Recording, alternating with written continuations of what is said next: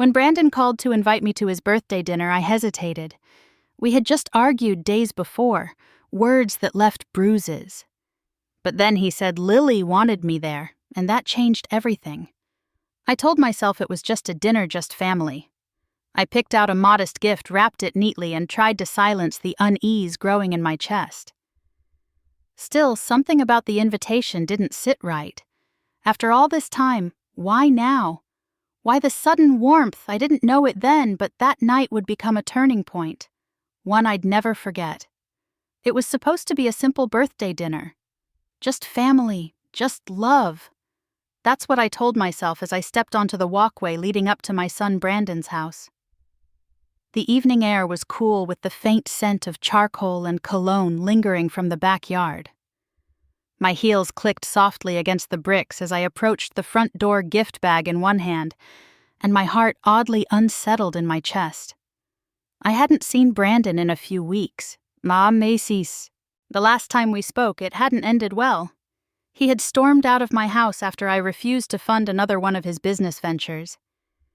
This one was supposed to be different. A real estate syndicate with guaranteed returns, he said. I told him I'd heard that line before. Because I had, too many times. Still, when he called 2 days later, voice warm and unusually upbeat, inviting me to his 40th birthday party, I didn't hesitate to say yes. He said Lily wanted me there, and if there's one person in this family I would do anything for, it's my granddaughter. She has never once made me feel like I'm only valuable for what I can give. As soon as the front door opened, I knew something wasn't right. Mom, you made it. Brandon greeted me with open arms, his smile wide, maybe a little too wide. Behind him, the house was glowing. Literally. New light fixtures, polished floors, fresh paint. It looked more like a luxury Airbnb than the modest home I remembered. I stepped inside and scanned the room. Strangers filled the living room. Young professionals in pressed shirts and cocktail dresses. Glasses of wine shimmered in their hands, and the hum of polite conversation floated through the air. Expensive catering trays lined the kitchen counter. A pianist of all things played softly in the corner. It was a far cry from the usual pizza and paper plates kind of birthday our family used to have. I couldn't help but ask myself, how could they afford this? Then came Vanessa, my daughter-in-law, gliding out of the kitchen like she was hosting a gala. She wore a sleek black dress that probably cost more than my monthly grocery bill. "Carolyn, so glad you could come," she said with that trademark smile of hers, flashing and fixed. I forced a smile back, setting the gift on the entryway table. "Happy birthday, Brandon," I said, offering him a wrapped box. A quality tool set I picked out myself. It wasn't flashy, but it was practical, thoughtful. The kind of gift a mother gives her son when words don't quite cover everything. "Thanks, Mom." "This means a lot," he said, and for a brief second I saw something flicker in his eyes. Was it guilt? Uncertainty? Whatever it was, it passed as quickly as it appeared. "Come in, have a drink," Vanessa urged, already pouring me a glass of red wine. "It's your favorite," she added. I took the glass but didn't sip. I've never been much of a drinker. One glass could make my head spin for hours. I wandered further into the living room, dodging casual nods from people I didn't recognize. They seemed friendly enough, but their small talk about investments and tech startups made me feel like a visitor in my own family's home. And then I saw her, Lily, across the room. She looked beautiful and grown up, with her hair tucked behind her ears and a deep focus in her eyes. She smiled when she saw me and made her way over, wrapping her arms around me tight. "I'm so glad you came," she whispered into my shoulder. "Wouldn't miss it, sweetheart," I replied. We chatted for a bit about her psychology classes and finals week. She told me she was managing even though things at home had been weird lately. I didn't press. A few minutes later, Brandon appeared beside us again. "Mom, you've got to see what we did with the upstairs. The renovations are incredible. Come on, let me show you the master suite." Before I could respond, Vanessa joined in, wine glass in hand. "We spared no expense, Carolyn. You have to see the new fixtures. I picked them out myself." I hesitated. Something in my stomach twisted. I hadn't even finished my first drink, and here they were pressing me to go upstairs. Right in the middle of a party. Why the rush? Just as I started to rise from the armchair, I felt a hand grip mine tightly. I turned to see Lily, her face pale, her expression locked in something I hadn't seen before. "Grandma," she whispered so quietly only I could hear her. "You need to leave. Right now." I blinked. "What? Please." Her voice shook. "Just go. Trust me." She didn't explain. She didn't have to. There was something in her eyes, an urgency that cut straight through the noise, the wine, the polite facades. I stared at her for a moment, and every fiber of my being told me she was serious. She was afraid, and not just of something vague. This was real, immediate fear. Behind her, Brandon's voice rang out again. "Lily, what are you talking about? Grandma was just about to come upstairs with us." Lily didn't flinch. No, she wasn't. I turned my head slowly between them. Brandon's smile didn't reach his eyes anymore. Vanessa's glass trembled ever so slightly. "I think I should listen to my granddaughter," I said, standing. "It's getting late anyway." "Mom, don't be ridiculous," Brandon said, his cheerful tone cracking around the edges. "We haven't even cut the cake yet." "You can't leave before the toast," Vanessa added, her voice suddenly sharp, despite the smile she kept plastered on her face. The room around us didn't notice the tension building. Conversations carried on, wine glasses clinked, laughter echoed. But right there in that small corner of the living room, something had shifted. When two people work that hard to keep you somewhere, it usually means you need to be somewhere else. "I'm feeling a bit tired," I said simply. Maybe the wine hit me harder than I expected. "Just one more drink," Brandon said, stepping in front of me. "I've got a special bottle I've been saving just for you." "Another time, son." I moved toward the door, but Brandon didn't budge. Lily's voice cracked. "Grandma, please." Her eyes welled up. That decided it. "Thank you for a lovely evening," I said, brushing past Brandon and heading toward the coat closet. "I'll call you tomorrow." "Tomorrow," Brandon echoed, but I was already pulling on my jacket. Behind me, I heard hurried whispers, low, tense, and urgent. I didn't need to hear the words. The tone said enough. Outside, the air was sharp and sobering. I pulled out my phone and ordered a taxi. As I waited at the curb, I turned back, once just in time to see Lily watching me from the window. Her hand pressed to the glass. Her face was a mixture of worry and relief. And that's when it hit me. Whatever danger I had avoided tonight, whatever trap I'd unknowingly walked into, it was real. And Lily, my sweet, steady Lily, was the only one who dared to stop it. As the taxi turned the corner and carried me home, I couldn't stop the questions from flooding my mind. What was upstairs? Why did they want me there so badly? Why did Lily look so terrified? I didn't have answers yet. But I had something better. I had her warning, and I had listened. By the time I got home that night, the house felt colder than usual. Not just because the spring chill had crept in through the windows, but because something inside me had shifted. I left my coat on the arm of the chair and walked straight to the kitchen, turned on the kettle, and sat in silence while the water began to boil. My mind, however, refused to stay quiet. Lily's whisper still echoed in my ears. So urgent, so certain. I trusted her without asking questions, and that trust may have saved me. But now, sitting at my kitchen table, wrapped in quiet and memory, the questions came rushing back. Not just about that night. About all the nights, all the years, all the chances I had given Brandon. Each time I had believed I was doing what any loving mother would do, but now I wasn't so sure. I reached for the old manila folder in the side drawer of my hutch. I had kept it for years, tucked away behind recipe books and tax returns. It was labeled Brandon. Investments written in my handwriting, though the ink had started to fade. I laid the folder flat on the table and opened it one page at a time, like peeling away layers of denial. The first packet was the Miami condo. I still remembered the excitement in Brandon's voice when he first told me about it. "Mom?" This is the big one, he had said, glowing with conviction. Ocean views, luxury amenities, all pre-sold units. All I need is a down payment to get in early. He showed me brochures printed on glossy paper with pictures of palm trees and infinity pools.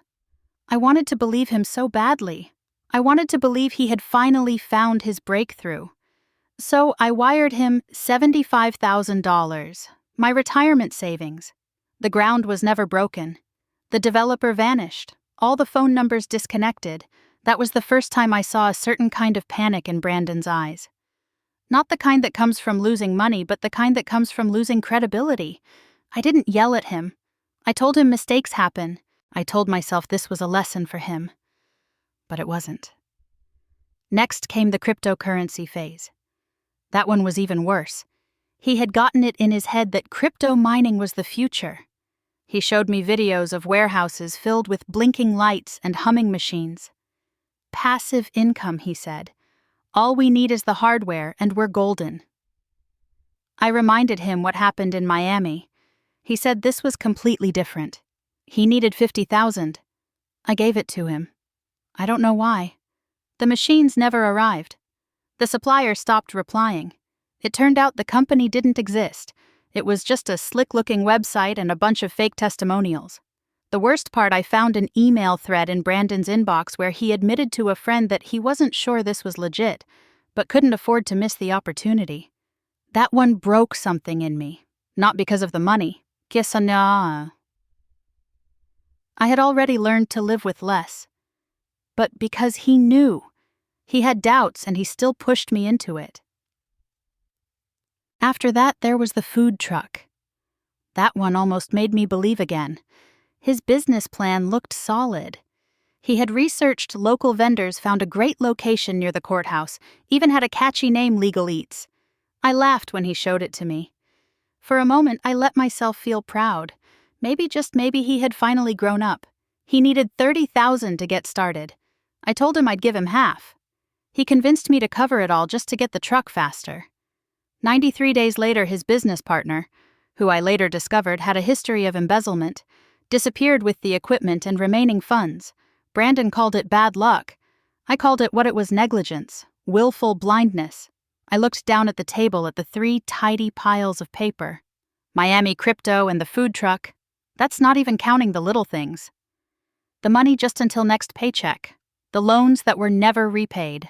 The quiet phone calls that began with, "Hey, Mom, do you have a second?" I used to believe that helping him was the only way I could stay close. Maybe that's the trap so many mothers fall into, equating sacrifice with love. I thought if I just kept giving, kept believing, he would eventually grow into the man I knew he could be, the man I raised. But somewhere along the way, that belief turned into blindness. I leaned back in my chair and rubbed my temples. The kettle was hissing now. I stood, poured hot water over a tea bag, and returned to my seat with the mug cupped in both hands. Steam curled into the air, comforting and familiar. I let the silence wrap around me for a moment before my thoughts drifted inevitably to Vanessa. I don't know exactly when Brandon changed, but I know it worsened after he married her. She wasn't cruel, not exactly, but she was sharp. Always calculating, always polished, always reaching for something shinier than what she had. I saw how she looked at my modest house. I saw how she dressed for grocery store runs like she was heading to a photo shoot. She spoke of success with disdain for those who hadn't achieved it. And I saw how she looked at Brandon, like he was a project, not a partner. Before Vanessa, Brandon's schemes were smaller, messier, and often harmless. But after they got bolder, slicker. He stopped calling them dreams and started calling them strategies. He picked up her language, leverage, positioning, asset, mobility. They weren't building a life, they were playing at a lifestyle. I once asked him gently if he thought he might be living above his means. He laughed. "Mom, no one builds wealth by playing it safe." It felt like he was quoting someone else. And still, I kept showing up. I kept hoping. Because hope is a mother's instinct. It's built into us from the first moment they're placed in our arms. You hope they sleep through the night. You hope they eat their vegetables. You hope they find love and meaning and become kind. You hope until you realize that hope without boundaries becomes permission. I stared at the folder again. 3 investments. Over $150,000. Gone. And yet I was still surprised when I saw the new chandelier in Brandon's house. I was still shocked by the catered party and the fancy wine. I was still capable of being caught off guard. That's what hurt the most. My phone buzzed on the counter. I didn't check it. I had a feeling it was Brandon or maybe Vanessa trying to act like everything was fine. I didn't want to hear it. Not yet. I picked up the folder and returned it to the drawer, sliding it shut with quiet finality. Then I looked at the photo of Lily on the fridge taken at her high school graduation. Her smile was bright and genuine, her eyes steady and good. She wasn't like them. Not yet.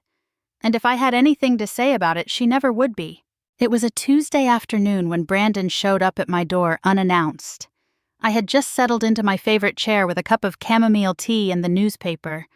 The sky outside was starting to dim, casting long shadows across the hardwood floor. The house was quiet, just the way I liked it, until the front door swung open without a knock, without a call, and there he was. My son, standing in the doorway with the kind of energy that only comes from adrenaline or desperation. "Mom," he said, a little breathless, "I need you to listen. Just don't say anything yet, okay?" He didn't wait for an answer. He walked straight in like he owned the place, pacing toward my bookshelf and back again, rubbing his hands together. His movements were sharp, agitated, practiced. Like he'd been rehearsing this moment in the car before walking in. I closed the newspaper, slowly removed my reading glasses, and set my tea aside.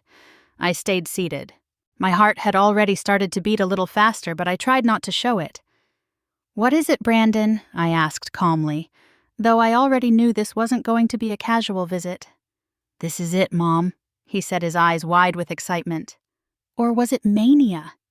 The opportunity I've been waiting for, a real estate syndicate, commercial and residential. They're expanding into the Midwest and I've got an in.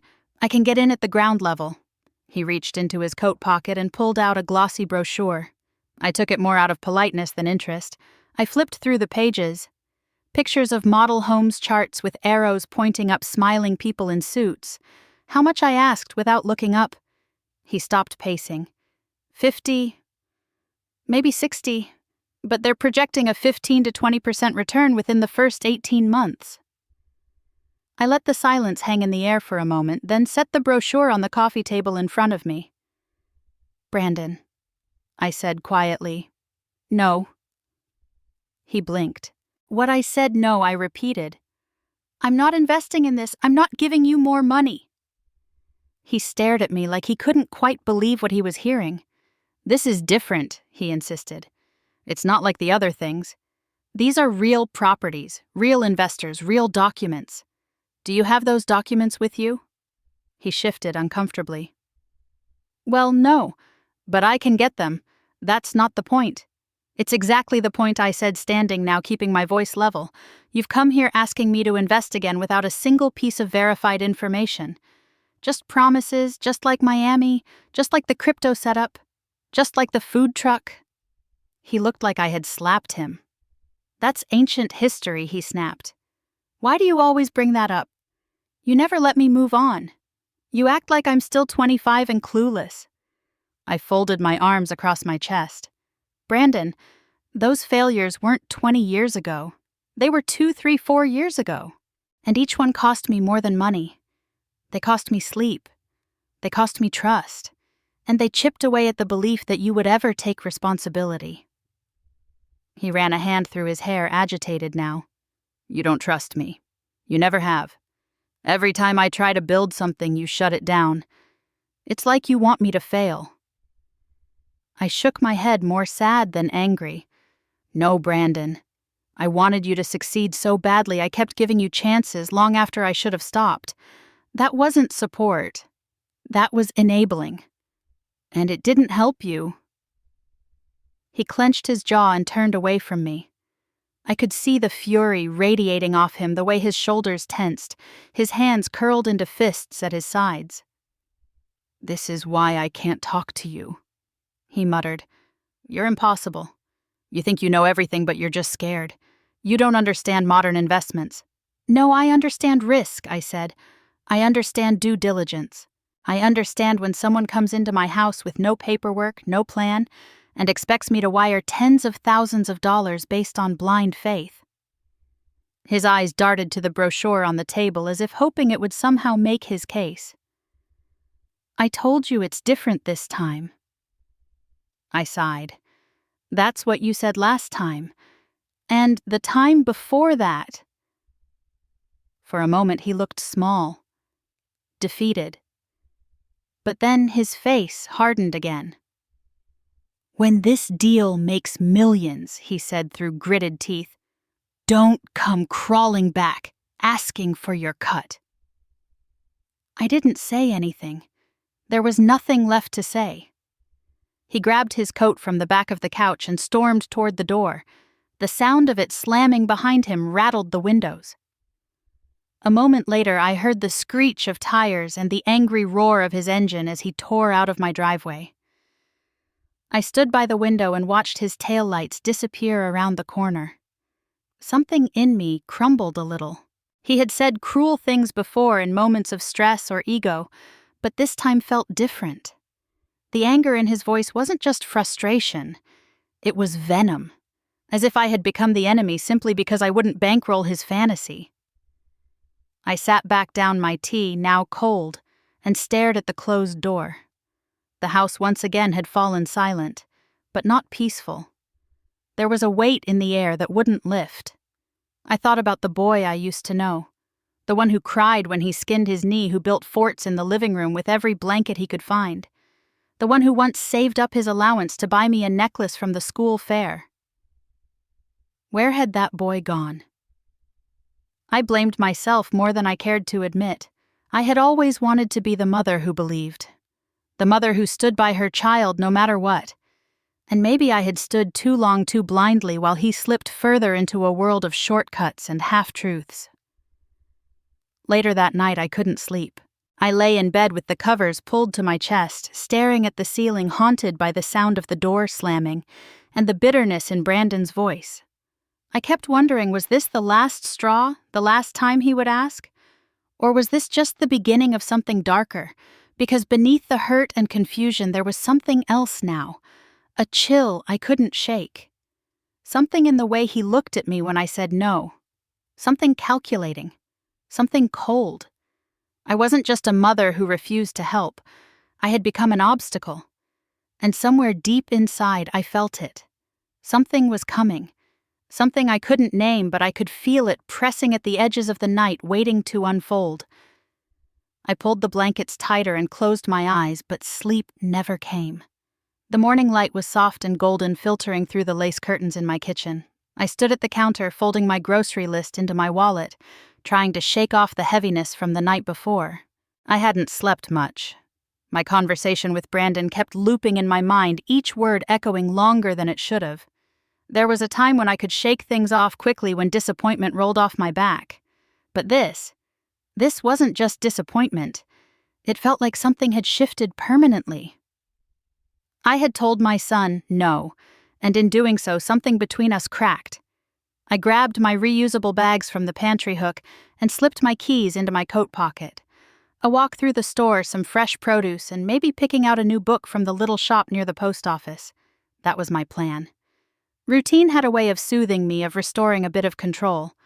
But the moment I stepped outside, my stride faltered. I stopped halfway down the brick path, frowning. Something was wrong. My Honda, usually sitting neat and level in the driveway, looked off, lower, tilted like a tired animal crouching on its haunches. I walked closer, my stomach already beginning to sink. All 4 tires were flat. Not just soft, not slow leaks. Completely, unmistakably flat, resting nearly on the rims. I crouched beside the front passenger side and ran my fingers along the rubber. Near the edge, just above the sidewall, a small metallic object stuck out slightly. I tugged gently and pulled out a roofing nail. Long, sharp, slightly rusted. The kind I kept in a labeled container in the workshop out back for emergency roof patching. My heart started pounding, not just from anger or confusion, but from recognition. I walked around the entire car. Each tire had the same kind of nail. Same placement, same angle. Clean insertions near the sidewalls, far enough to avoid immediate detection, but deep enough to guarantee destruction. This wasn't a prank. This wasn't kids playing around. This was deliberate. And it had happened sometime between last night and this morning. I stood there in the cool morning air, clutching the nails in one hand, looking at my crippled car. I tried to steady my breathing. It felt like standing on the edge of something. Something that hadn't quite revealed itself, but was beginning to come into focus. I took a slow breath, then pulled out my phone and dialed the number I knew too well. Brandon answered on the third ring, voice thick with sleep. "Mom, everything okay? It's barely 9. Brandon," I said, calm but firm. "Someone punctured all 4 of my tires last night." There was a pause. "What, are you serious?" "Yes. Each one had a roofing nail in the sidewall. 4 tires, 4 nails, exactly the same placement. This wasn't random." He let out a low whistle. "Wow, that's terrible. Probably neighborhood kids. You know how it gets during spring break? Bored teenagers and all 4 tires, Brandon," I repeated. "All in the same spot. Done cleanly." Someone knew what they were doing. Another pause. Are you accusing me of something?" "No. I'm just asking if you saw anything unusual when you left last night. Strange cars, people walking around. Anything." "I drove straight home," he said, voice tightening slightly. "Look, I know we had words yesterday, but come on, Mom. I would never do something like that." I didn't respond right away. I was listening, not just to the words, but to the tone underneath them. Brandon sounded concerned, sympathetic even. But there was something in his voice that didn't quite sit right. It was too smooth, too measured, like a script he'd practiced. "You should call the police," he added, "or at least your insurance." "Maybe I will," I said, though we both knew I wouldn't. "Not yet." "Well, keep me posted. That really stinks." "Sorry you're dealing with that. Thanks for the concern." "Of course. Talk soon, Mom." I ended the call and just stood there staring at the car, my phone still in my hand. For a moment I wondered if I was losing my mind. Maybe it really was random. Maybe some kids had gotten their hands on a box of nails and thought it'd be funny. But no, I knew better. 40 years in construction had taught me to spot intention. I knew how nails worked. I knew the weight and pressure they could withstand. And I knew how to place them if you wanted to make sure a tire was destroyed, and make sure it couldn't be patched. This wasn't random. It wasn't petty. It was personal. I called Choboe and scheduled a tow. They said it'd be about 45 minutes. I went back inside and sat down at the kitchen table staring at my cold cup of tea from earlier. Had I just imagined the look in Brandon's eyes yesterday? The frustration, the resentment when I said no. Had I underestimated just how far he'd go to get what he wanted? Part of me wanted to believe I was overreacting. That this was all a coincidence. That my son wouldn't stoop to something so childish, so vindictive. But another part of me, deeper, older, wiser, knew better. This was the beginning of something. The tow truck arrived on time. The mechanic, a kind man named Joe, confirmed what I already knew. "Yeah, these weren't accidents," he said as he knelt by the wheel. "You've got 4 precision punctures. Clean jobs just deep enough to avoid a slow leak. Whoever did this knew what they were doing." I nodded, arms crossed tightly. "I figured as much." "Got any enemies, ma'am?" "Not that I know of," I said, and managed a small bitter smile. He loaded the car onto the flatbed, gave me a receipt, and promised a quick turnaround.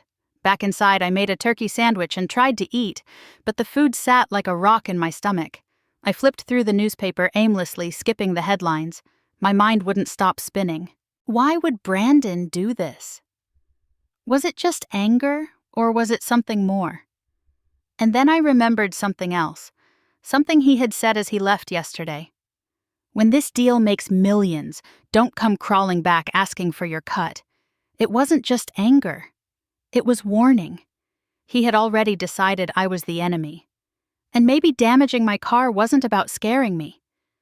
Maybe it was just about control, sending a message, a punishment for saying no. I looked out the front window at the empty driveway. Something told me the flat tires weren't the end of it.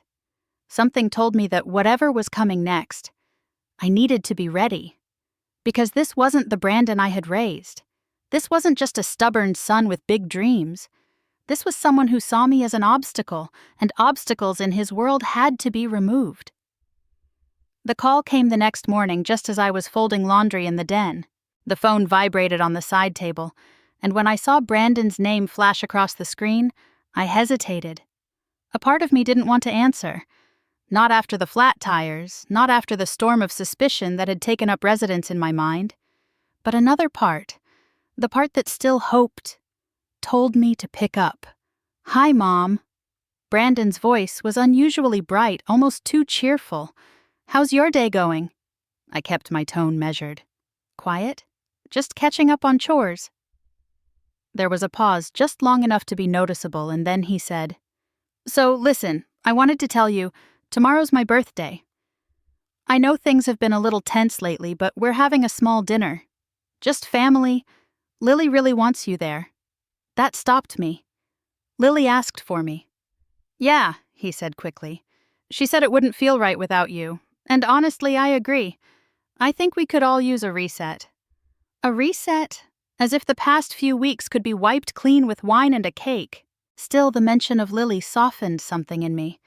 I thought about her calm eyes, her quiet loyalty, the way she always made me feel like I still mattered.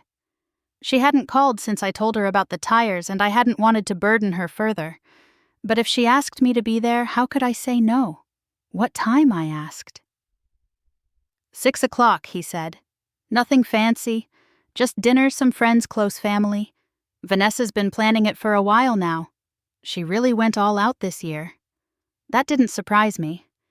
Vanessa had a habit of turning everything into a spectacle. Birthdays, holidays, even Sunday brunch. It wasn't about celebration. It was about presentation. "I'll be there," I said finally. "Great." And, "Thanks, Mom. Really. I know we've had our disagreements, but I appreciate you putting that aside." I didn't respond right away. I didn't trust myself to say something kind, and I didn't want to say something I couldn't take back. Instead, I offered a quiet, "See you then," and ended the call. I sat for a long moment, the laundry forgotten in my lap. It felt strange, this sudden shift in tone. Brandon's voice so eager, so smooth. It wasn't like him, not after what had happened, not after how we'd left things. Something about it didn't sit right.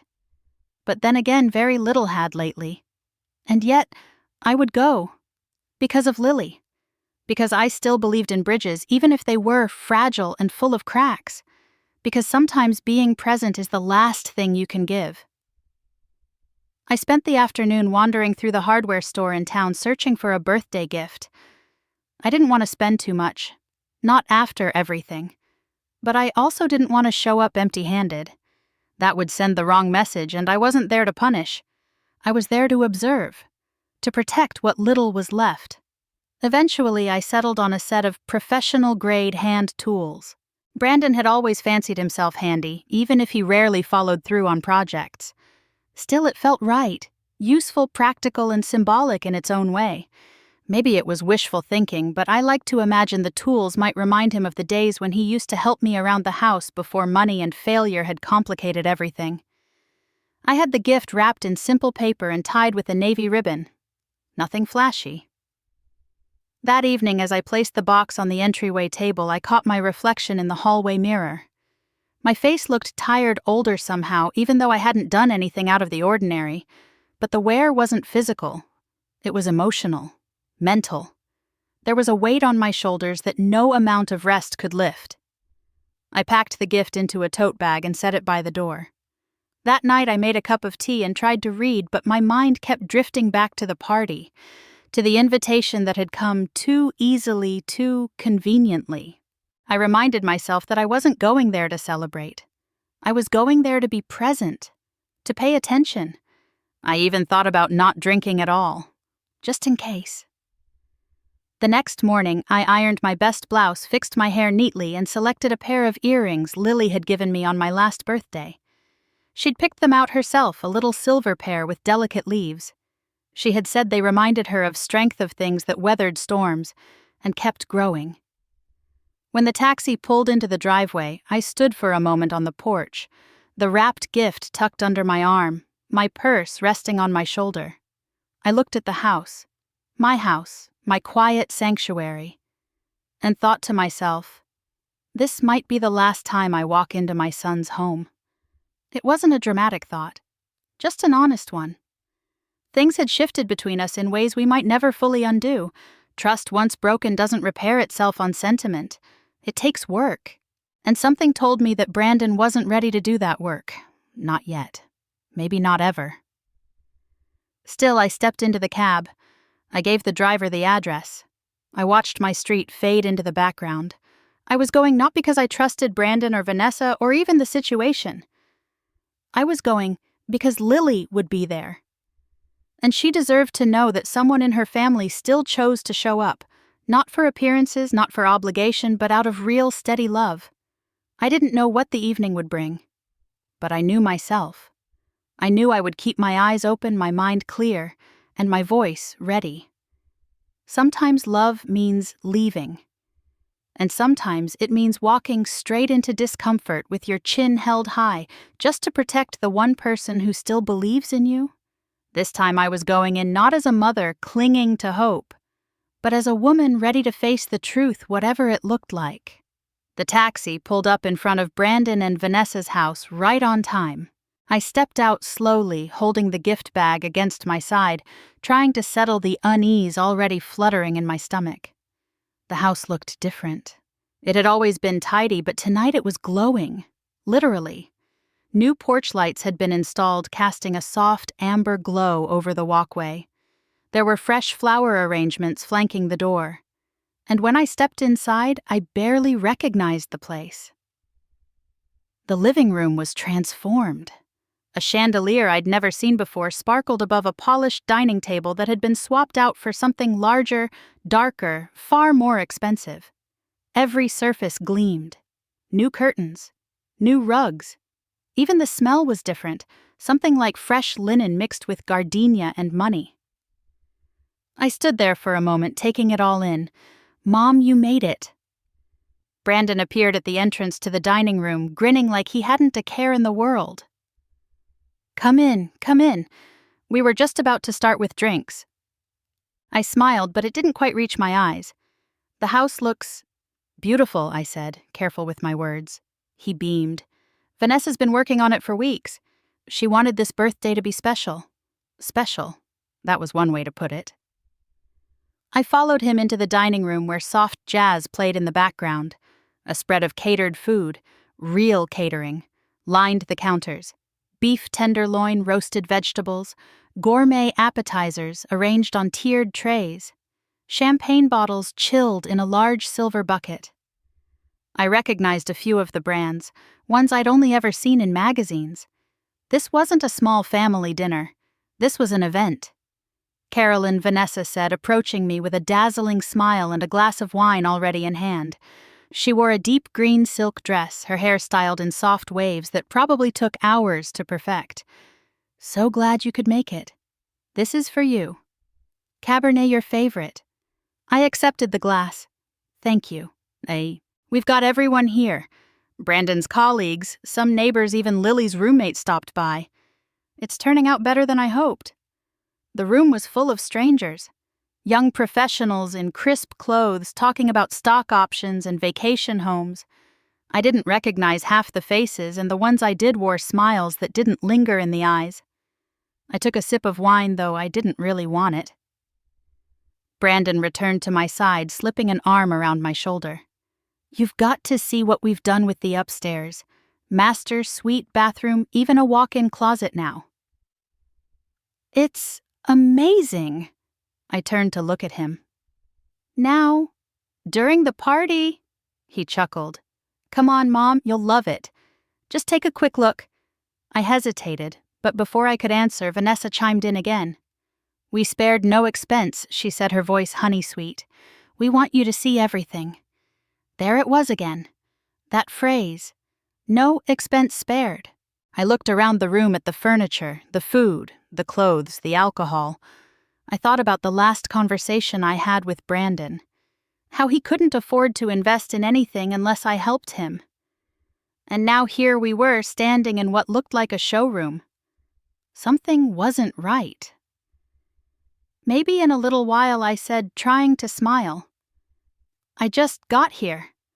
Of course, Vanessa said, her eyes flicking. Just briefly. To Brandon. I moved toward the sitting area, taking in the whole space. There was laughter and chatter, but it all sounded slightly too rehearsed, like lines in a play. The wine started to warm my cheeks, and I felt a slight fuzziness in my thoughts. I took a seat in a new leather armchair, still stiff like it had barely been used. Lily hadn't come to say hello yet. That was unusual. She always found me within the first few minutes. I scanned the room again, searching for her. Here, Brandon said, appearing with another glass of wine. You barely touched the last one. I hesitated. That's okay. One's enough for me. He insisted. Come on, it's a celebration. Vanessa floated over again this time with a plate of hors d'oeuvres. Have you tried the duck? It's incredible. I took the plate but didn't eat. My hands were beginning to sweat slightly. The second glass sat untouched on the side table. Something in me had gone still alert. And then I saw her. Lily moved through the crowd like a thread of calm in a sea of performance. Her expression was tight controlled, but her eyes locked on mine the second she saw me. She crossed the room quickly and dropped to her knees beside my chair, taking my hand in both of hers. Grandma, she whispered, her voice low and urgent. You need to leave. Right now. I blinked, stunned. What? Please, she said, her grip tightening. Just go. Don't ask questions. Just trust me. Brandon's voice came from behind us, light and falsely casual. Lily, what are you doing? Grandma's fine. She was just about to come see the upstairs with us. No, she wasn't. Lily didn't even turn to face him. I looked down at her. Her knuckles were white, clutching my hand like a lifeline. Her face was pale, her jaw trembling ever so slightly. She wasn't being dramatic. She was scared. I stood up slowly. I think I should listen to my granddaughter. Vanessa's voice floated in, too sweet, too quick. Don't be silly, Carolyn. The night's just getting started. I'm feeling a bit tired, I said, trying to keep my voice even. I think I'll head out. Brandon stepped in front of me. Seriously, Mom, you're leaving already. I'll call you tomorrow, I said, brushing past him toward the coat closet. You can't leave now, Vanessa said. Her tone sharpened for just a second before she caught herself. We haven't even done the cake. I didn't answer. I reached for my coat, slid it on, and turned to the door. Behind me, I could hear them, Brandon and Vanessa, whispering fast and low words I couldn't make out, but I didn't need to. I knew what whispers sounded like when a plan was unraveling. I stepped outside into the night air. It was sharp, clean, and cut through the haze that had started to cloud my thinking. The wind brushed against my face like a warning, cleared away just in time. I pulled out my phone and called for a taxi. Then I turned back toward the house.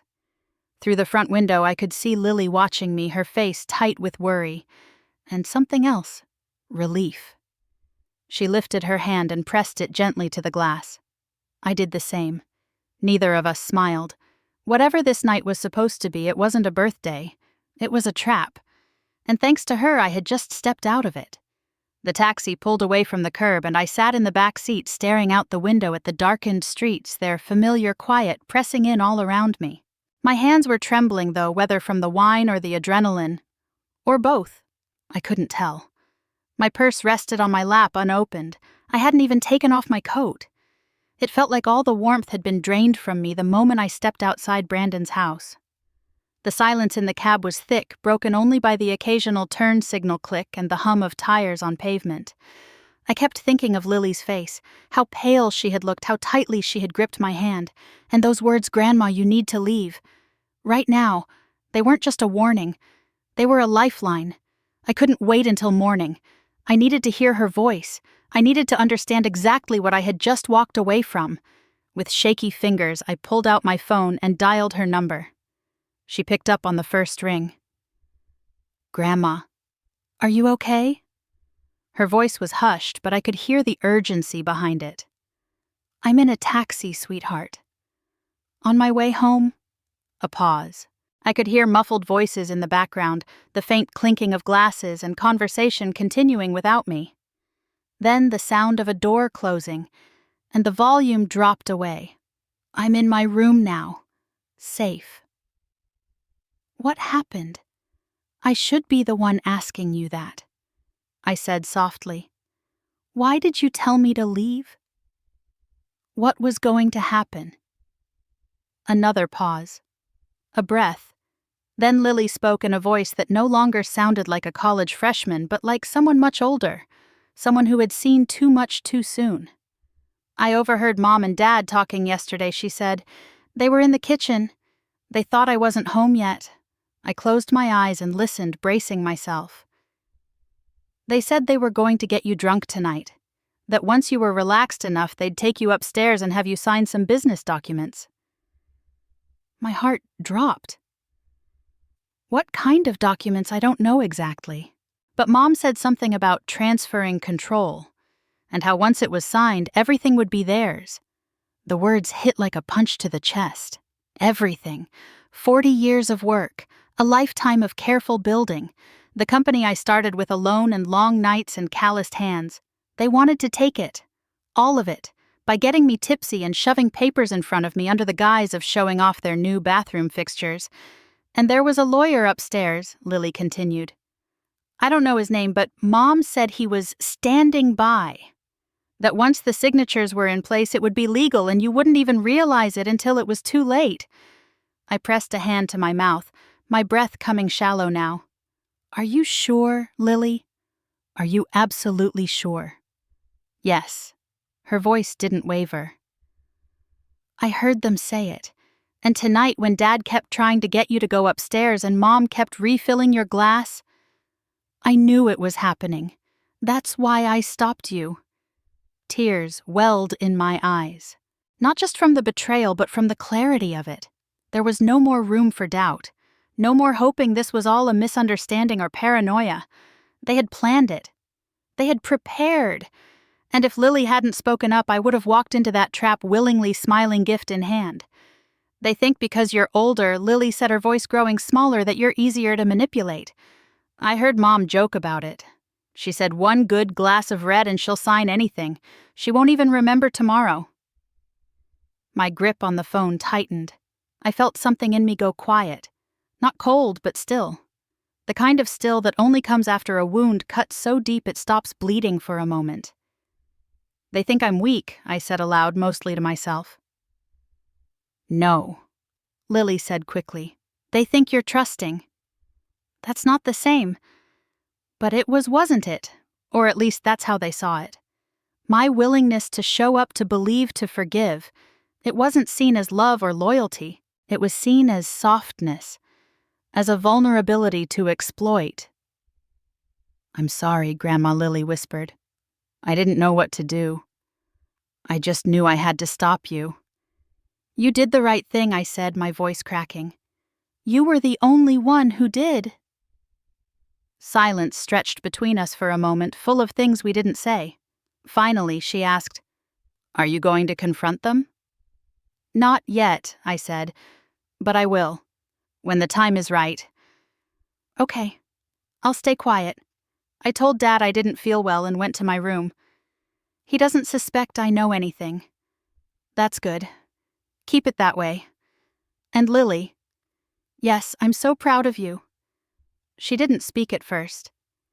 "Then I'm just glad you're okay." The call ended, and I stared at the phone in my lap. Outside, the lights of my neighborhood began to appear. Soft glows in windows, porch lights casting halos on sidewalks. We turned down Maple Street, and I could see my house at the end of the block. Familiar, safe, mine. But it didn't feel safe tonight. It felt like a fortress under threat. As the taxi came to a stop in front of my house, I reached into my purse and paid the driver. I climbed out slowly, my legs unsteady. Not from the wine, but from the truth that had just been laid bare. Inside, I locked the door behind me and stood in the entryway looking around at the house I had filled over the decades with memories and quiet triumphs. The photographs on the wall, the worn wood of the staircase banister, the old piano in the corner that Lily used to plunk away on as a little girl. All of it had been earned.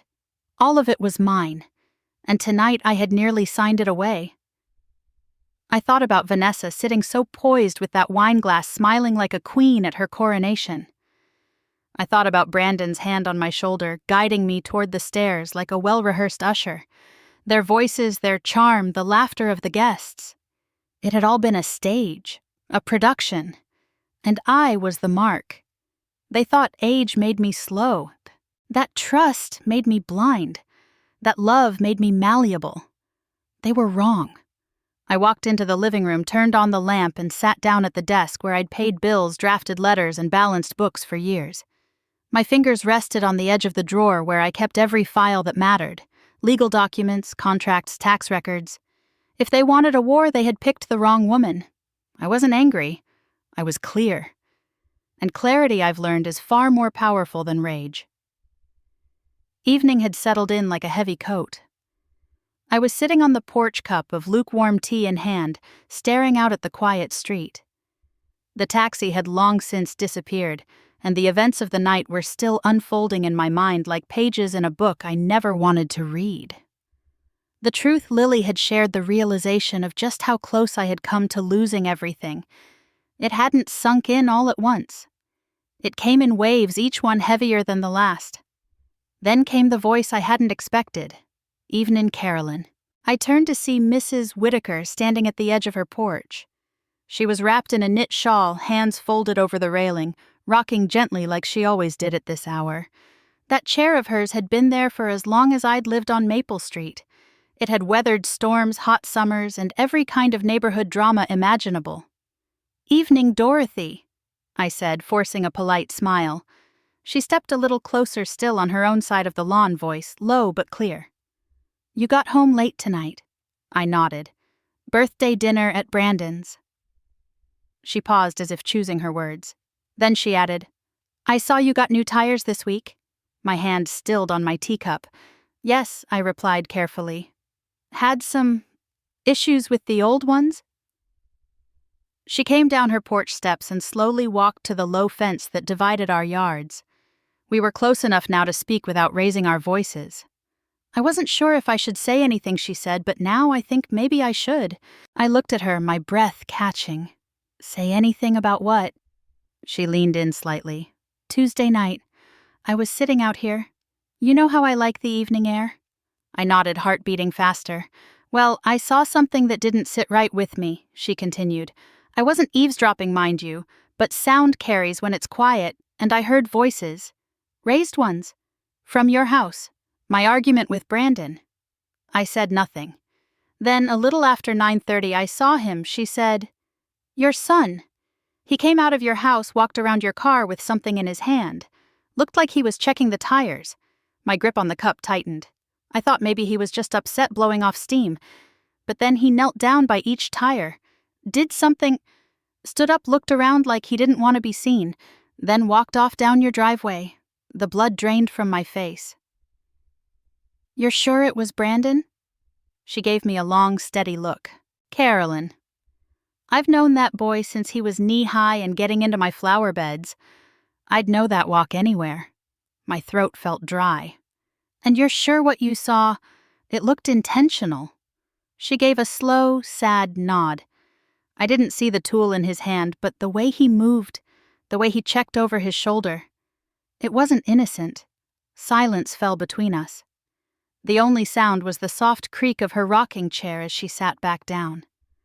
I stood frozen, the truth settling like dust in my chest. It hadn't been a random act. It hadn't been teenage pranksters, or bad luck, or even misdirected rage. It had been Brandon, my own son. Kneeling beside my car in the dark, doing damage not just to the vehicle, but to the last thread of trust I had been holding on to. I wasn't sure if I should bring it up, Dorothy said gently, breaking the silence. Family matters are delicate. But when I saw those new tires, I figured, you deserved to know the truth. I stepped toward the fence, the weight of it all catching up to me. Thank you. For telling me. You didn't have to. I did, she said, because I've watched you work too hard, raise that boy with everything you had, and I've seen the toll it's taken. You've always been gracious, Carolyn. Sometimes too gracious. Her words were kind, but they stung, because they were true. We stood there a moment longer before I offered a small nod and turned back toward my front door. Dorothy, I said, pausing on my steps, if anyone ever questions what you saw, would you be willing to tell them? She looked me square in the eye. I'm not afraid to tell the truth, Carolyn. Not when it matters. I thanked her again and went inside, closing the door gently behind me. The quiet was different now. It wasn't comforting. It was heavy. My home, once a refuge, now felt like the staging ground for a betrayal I hadn't been ready to face. But it wasn't going to stay that way. Not anymore. I walked straight to the study and pulled out the drawer of my old desk. Inside were folders. Years of paperwork I had held onto more out of habit than purpose.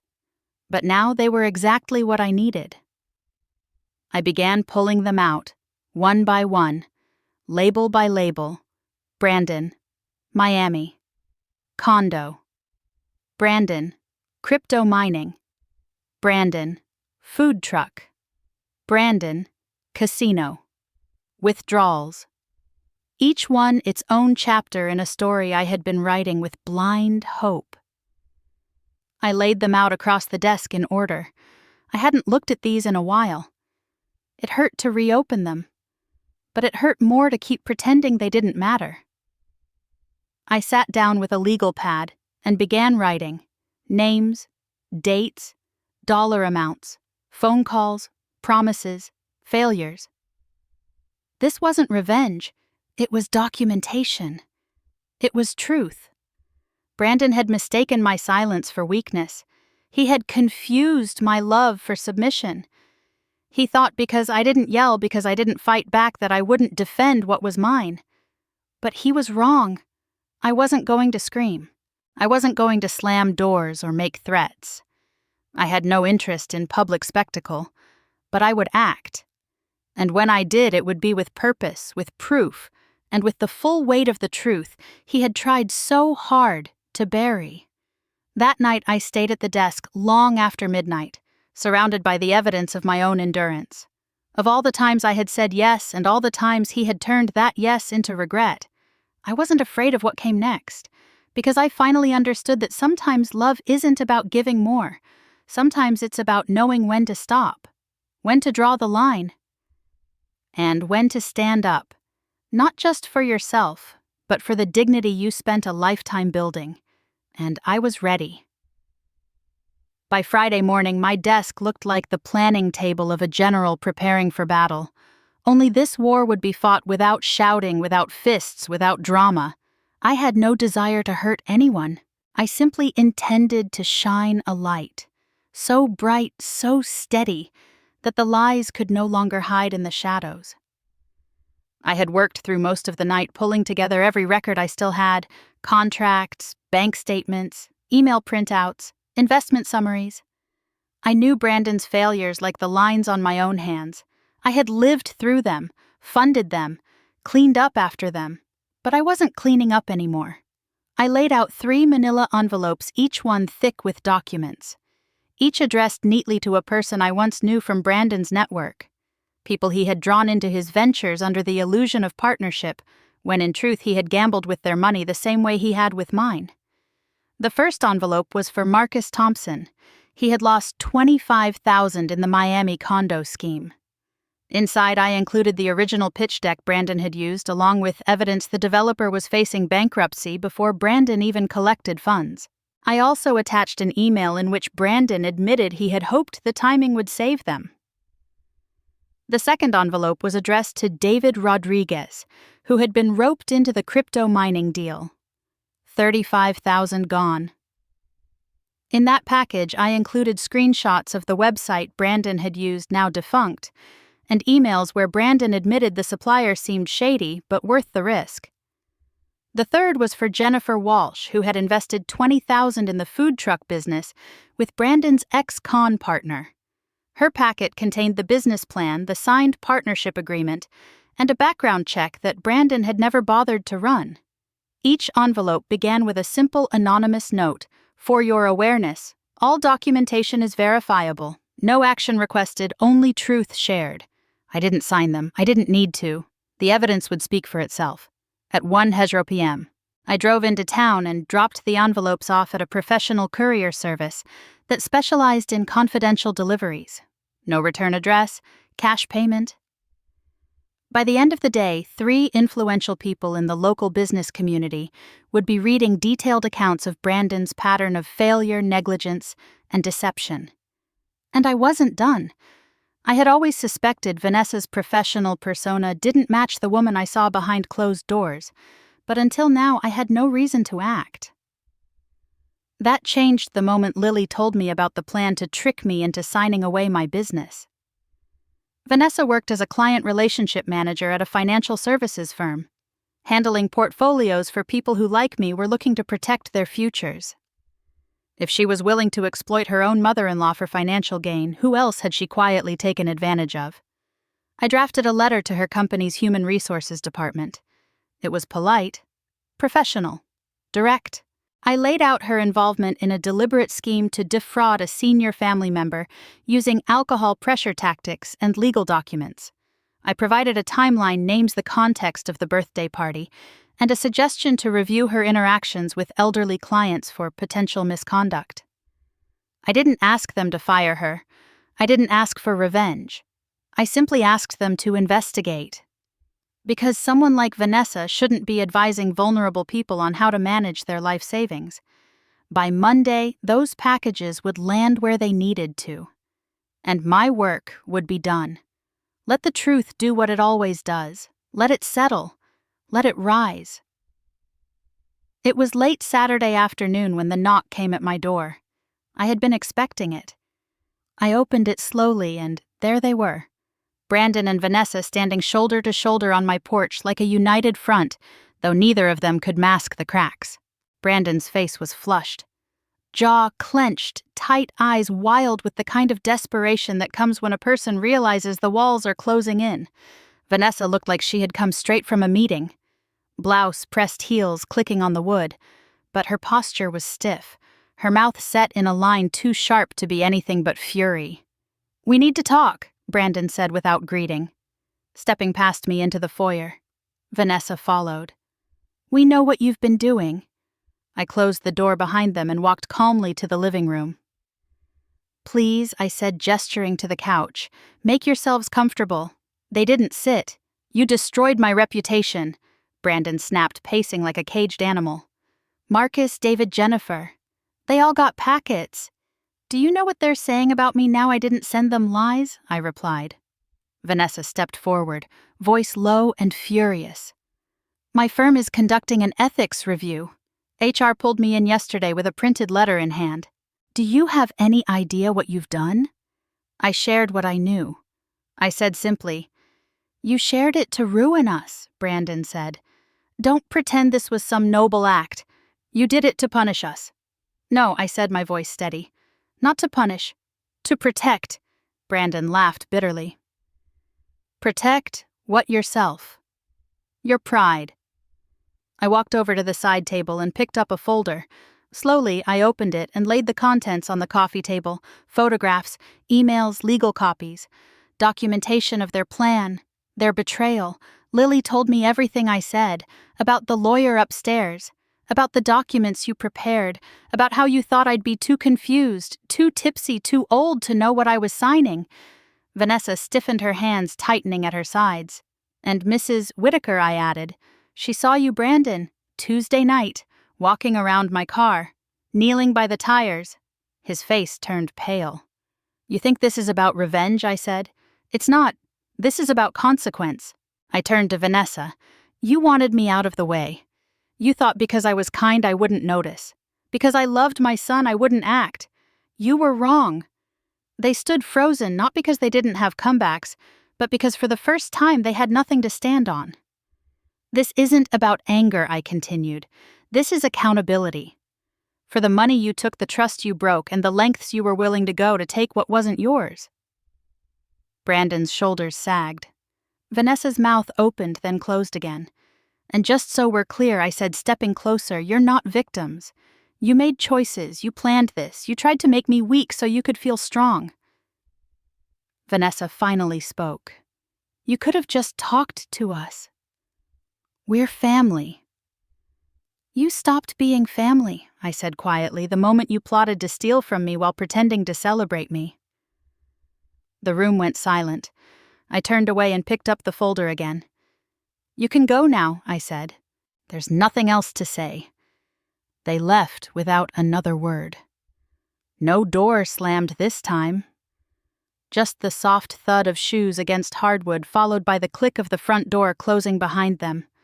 I stood in the quiet of my home, surrounded by everything they had tried to take. And I felt something I hadn't felt in a long time. Peace. Not because things were resolved, but because the truth had been released. Because I had stopped protecting people who were harming me in the name of love. This wasn't revenge. This was freedom. It was early evening when the phone rang. The sun was beginning to dip low, casting a soft amber hue across my living room floor. I was standing by the window with a cup of tea, not doing much of anything. Just thinking, breathing, letting the silence hold me. When I saw Lily's name flash across the screen, I answered immediately. Hi, sweetheart, I said, already sensing something in her tone before she spoke. Grandma, she whispered, are you okay? Mom and Dad were arguing in the kitchen again. I think they know something's coming. They said, she's not done with us. And I needed to hear your voice. I sat down slowly in the armchair by the window. I'm okay, I said. I promise. I'm so sorry for everything she said, her voice breaking. I still can't believe they tried to. You don't have to say it again, I cut in gently. I know what they did. And I also know what you did. She went quiet, listening. You saved me, Lily, and not just from signing a piece of paper. You saved me from continuing down a road where I kept giving, hoping, wishing something would change. You reminded me that I still have a voice, that I can still say no, that I can protect what I built. I heard her inhale sharply, like she'd been holding her breath without realizing. I didn't do that much, she murmured. Oh, but you did, I said. You did everything. One whisper changed the course of everything. If you hadn't stopped me that night, I don't even want to imagine what I would have lost. And not just money, my dignity, my clarity, my name. She was crying now, softly, trying to hide it. I just didn't want them to hurt you. I smiled. And because you spoke up, they didn't. You protected me. And in doing so, you protected your own future too. One day when you're running your own life, I hope you remember that courage doesn't always have to be loud. Sometimes it's just one quiet moment of telling the truth when it matters most. She sniffled, but I could hear the steadiness returning to her. I love you, Grandma. I love you more than you'll ever know, I said. And if you ever need anything, no matter what happens between you and your parents, you call me. Always. I will. After we said goodbye, I didn't move right away. I sat there with the phone still in my hand, heart full and heavy all at once. The air in the house was still, but something inside me had shifted again. This time not with dread, but with peace, a quiet knowing. I stood and walked toward my study. The door creaked slightly as I opened it, the familiar scent of paper wood and time greeting me like an old friend. My desk was still spread with documents, but the urgency was gone. The decisions had already been made. I stepped inside and looked around slowly. The shelves were lined with folders, project plans, old bids, blueprints that marked 4 decades of building, literal and metaphorical. There were old photos tacked to the corkboard above my desk, me in a hard hat, me standing beside the first storefront I ever opened, Brandon, maybe 9 years old, smiling with a missing tooth sitting on my shoulders at a ribbon cutting. I used to look at that photo with pride. Now I looked at it with sadness, but also strangely with acceptance. Because I had done my part. I had given my love, my effort, my time. I had hoped beyond reason, forgiven beyond measure. But some bridges aren't meant to be rebuilt. Some lines once crossed stay crossed. I walked over to the window and pulled back the curtain. Across the street, Mrs. Whitaker sat in her usual chair on the porch. She had a blanket over her knees and a book in her lap. Her porch light glowed dimly beside her. For years, she had sat in that same spot watching the world spin on its axis, never saying much, just seeing. She looked up and met my eyes through the glass. I gave a small wave. She nodded as if to say, "I see you." And I knew she did. Behind me, the ticking of the wall clock marked the slow, steady rhythm of the life I had reclaimed, not by force, not by vengeance, but by choosing myself. There is a kind of power in silence, in walking away, in refusing to explain or justify or beg. Brandon and Vanessa had chosen manipulation, and when it failed, they had chosen blame. But I had chosen something else. I had chosen to let the truth speak for me. I had chosen to hold on to my name, my business, my home. And I had chosen to remember that being a mother does not mean surrendering your soul. That loving your child does not mean letting them destroy you. Tonight, I wasn't standing in my study as someone broken. I was standing as someone whole. Not a mother who endured, but a woman who learned who remembered her worth, who protected what was hers. Not just for her sake, but for the sake of the one person still watching, still learning, Lily. I turned off the light in the study and stood in the doorway for a moment, one hand resting on the frame. 40 years of work, of grit, of heart, and tonight it all still belonged to me. Because I had finally chosen to keep only what was worthy, and to let go of everything that wasn't. If this story touched something in you, maybe a memory, a wound, or even a quiet strength you've carried alone, know this: you're not the only one. Have you ever found yourself giving too much, hoping someone you love would finally see your worth? Have you ever had to choose peace over people who should have protected you? We'd love to hear your thoughts. Share your story in the comments below. You never know who might need to read it today. And if you found comfort or courage in this journey, don't forget to like this video, subscribe to our channel, and click the bell icon so you never miss a story that understands you. Because here, your voice matters, and your dignity is never forgotten.